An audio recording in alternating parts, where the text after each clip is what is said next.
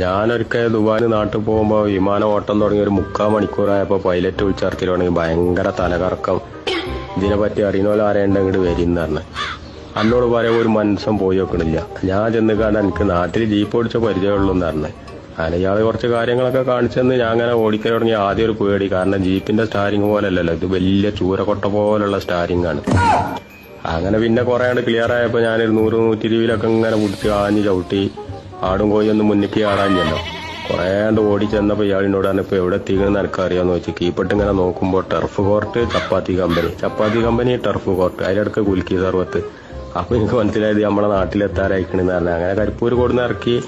ഈ പണ്ടാറ ഇറക്കുമ്പോഴാണ് ഭയങ്കര ബുദ്ധിമുട്ട്, പിടിച്ചാൽ കിട്ടൂല. അങ്ങനെ ഇയാളിനോട് തന്നെ 1 മണിക്കൂർ മുന്നപ്പോ നമ്മൾ എത്തിക്കണിട്ടാറിന്. പുറത്തിറങ്ങി നോക്കുമ്പോൾ പത്രക്കാരും പോലീസുകാരും എല്ലാരും കൂടി. അങ്ങനെ ഇയാളിന്നെ ചൂണ്ടിക്കാണിച്ചു കൊടുത്ത്, കാരണം ആ നിഡോന്റെ കവറും പിടിച്ചിരിക്കണം ഓനെ